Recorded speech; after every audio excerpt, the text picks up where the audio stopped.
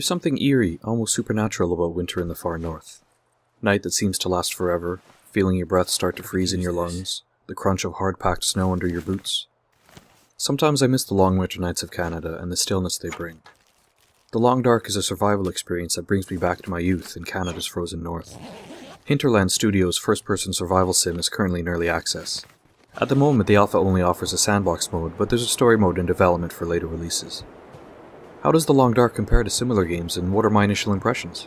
In a lot of ways, The Long Dark reminds me of other survival-related titles like Minecraft and DayZ. You start in a random location and explore a static map, unlike Minecraft's procedurally generated worlds, scavenging for food, water, and safety from the hostile environment. In The Long Dark, this appears to be the most dangerous element. Sure, there are wild animals like wolves running around, but you're more likely to be killed by the cold or hunger than eaten by a wolf. You need to juggle basic needs by eating, drinking, sleeping, and seeking shelter from the cold. You can forage for firewood, repair your clothing, and hunt the local wildlife, if you manage to find a rifle and ammo. Unlike DayZ, however, I didn't feel a great sense of momentum when playing The Long Dark.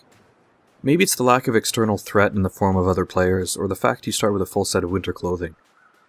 I spent most of my time exploring the wilderness, looking for interesting landmarks, and trying not to starve to death. At the moment, I don't see a lot of replayability in the sandbox mode, but that's likely to change with later releases. Are you serious? Unlike Minecraft, a game that combines building with exploration, I don't feel any need to keep playing The Long Dark for more than 1 or 2 sessions at a time. I see how long I can survive and then laugh when I get mauled to death or fall off a cliff. I'm looking forward to seeing the story mode and finding out if the narrative will keep me playing.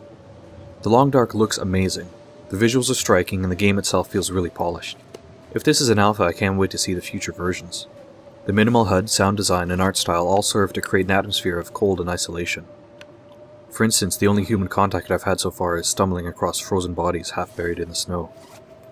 There's a lot of promise here, good survival systems, amazing visuals, and memorable setting.